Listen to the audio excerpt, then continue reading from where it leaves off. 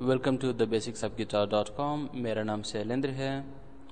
Basic lessons for beginners मेरे website का पहला प्रोजेक्ट है और ये 20 लेसन्स की सीरीज़ है 20 हफ्तों के लिए। ये कोई नॉर्मल लेसन्स नहीं है, बल्कि जिस स्टाइल में, जिस स्टैंडर्ड में गिटार ऑल ओवर वर्ल्ड सिखाया जाता है, ये 20 लेसन उसी स्टैंडर्ड, उसी स्टाइल को फॉलो करते हैं, उसी प्रोसीजर को फॉलो करते हैं। And it's all are very comprehensive. इसमें सब कुछ इंक्लूड है। गिटार का कॉन्सेप्ट, म्यूजिक का कॉन्सेप्ट, गिटार पे कैसे चलता है, ये सब कुछ हम लोग सीखेंगे। मेरे लेसन्स मेरे वेबसाइट पे होते हैं। यूट्यूब वीडियो में मैं उसे एक्सप्लेन करता हूँ। इस वीडियो के नीचे डिस्क्रिप्शन बॉक्स में लिंक दी गई है ताकि आप लेसन 1 की सारी चीज़ों को वहाँ से कॉपी कर सको और उसके बाद ही आप इस वीडियो को समझ सकते हो अच्छी तरह से। इसलिए आप पहले उन चीज़ों को कॉपी कर ले। आप वीडियो को डाउनलोड कर सकते हो अपने डिवाइस पे, आप इसे प्ले और पॉज कर सकते हो समझने के लिए। मैं शुरू करता हूँ, लेसन 1 में आगे बढ़ता हूँ। Topic number 1, lesson 1, familiarization with guitar parts. इस गिटार को आप नॉर्मली एकूस्टिक गिटार कहते हो। इसका टेक्निकल नाम है स्टील स्ट्रिंग एकूस्टिक गिटार। इसे फ्लैट टॉप गिटार भी कहते हैं। ये स्पेनिश गिटार से ही डेवलप हुआ है, जिसमें नायलॉन स्ट्रिंग होते हैं। Spanish guitar, classical guitar. Okay, ये हेड है, नेक है, ये बॉडी है। हेड के ऊपर ट्यूनिंग कीज लगी होती हैं ताकि स्ट्रिंग के टेंशन को एडजस्ट किया जा सके। इसे नट पोजीशन कहते हैं। इन ट्यूनिंग कीज को ट्यूनिंग पेग्स भी कहते हैं, ट्यूनिंग मशीन भी कहती हैं। नट पोजीशन, सामने की तरफ फ्रेट बोर्ड या फिंगर बोर्ड कहते हैं।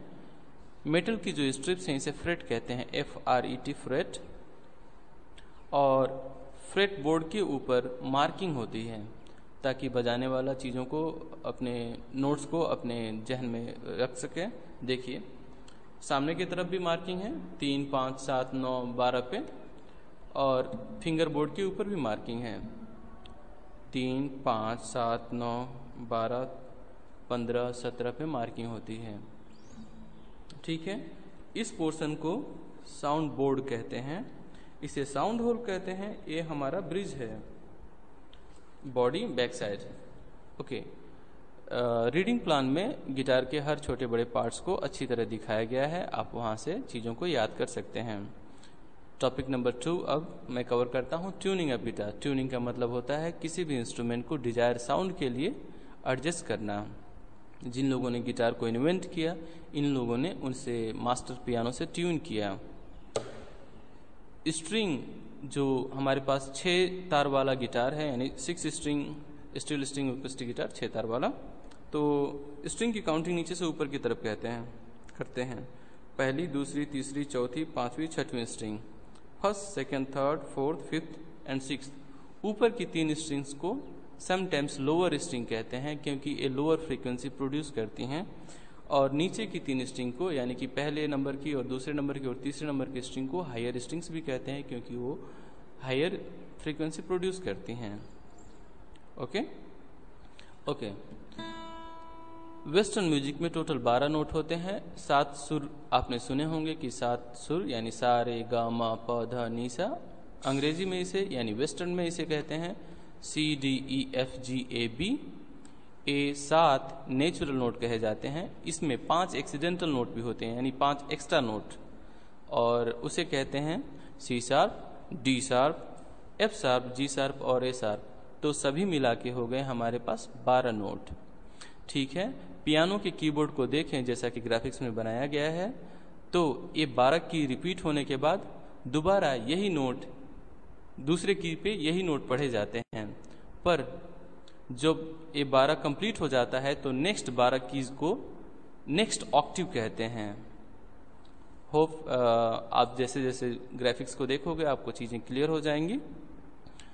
मास्टर पियानो में टोटल लगभग 7 परफेक्ट ऑक्टिव होते हैं और 1-2 एक्स्ट्रा कीज होते हैं दोनों साइड में। जिन लोगों ने गिटार को इन्वेंट किया, पहले स्ट्रिंग को उन लोगों ने मास्टर पियानो के चौथे ऑक्टिव के ई से ट्यून किया, इसलिए इसे ई स्ट्रिंग कहते हैं। दूसरे स्ट्रिंग को उन लोगों ने मास्टर पियानो के तीसरे ऑक्टिव के बी से ट्यून किया, उसी तरह जी को यानी तीसरे स्ट्रिंग को उन लोगों ने मास्टर पियानो के तीसरे ऑक्टिव के जी से ट्यून किया और चौथे नंबर की स्ट्रिंग को मास्टर पियानो के तीसरे ऑक्टिव के डी से ट्यून किया। फिर पांचवें स्ट्रिंग को मास्टर पियानो के दूसरे ऑक्टिव के ए से ट्यून किया, इसे A2 भी कहते हैं। सेम टाइम पे छठवें स्ट्रिंग को उन लोगों ने दूसरे ऑक्टिव के ई से ट्यून किया, इसे E2 भी कहते हैं। तो हमारे सारे स्ट्रिंग की नंबरिंग के बाद इनका नाम हो जाएगा ई स्ट्रिंग, हायर ई से कहेंगे, B, G, D, A और E। ग्राफिक्स में जो चीज़ें बनाई गई हैं होप आपको अब क्लियर हो जाएंगी और दिन पे दिन आपके जहन में अच्छी तरह बैठ जाएगा। So nothing big about it.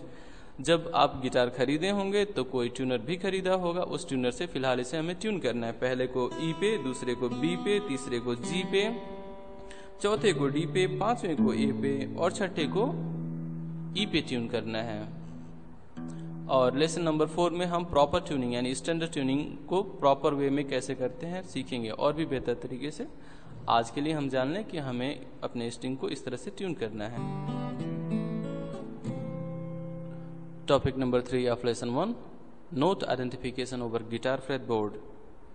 मैंने आपको बताया कि वेस्टर्न म्यूजिक में टोटल 12 नोट होते हैं, उसे हम क्रोमेटिक स्केल भी कहते हैं। यदि 12 को मैं एक साथ लिख दूं, C, C sharp D, D sharp E, F, F sharp G, G sharp A, A sharp B, तो इसे क्रोमेटिक स्केल भी कहते हैं। गिटार पे ए क्रोमेटिक स्केल यानी ए नोट जो सेमी टोन के डिफरेंस पे हैं वो गिटार पे नेक्स्ट फ्रेट पे पढ़ते हैं। यदि मेरा पहला स्ट्रिंग और पहला फ्रेट एफ है तब according to chromatic scale next हमारा नोट आता है एफ शार्प, तो गिटार पे भी नेक्स्ट फ्रेट पे आएगा एफ शार्प, यानी कि हमारे गिटार का हर फ्रेट सेमी टोन के डिफरेंस पे है और क्रोमेटिक स्केल के सभी नोट सेमी टोन के डिफरेंस पे होते हैं।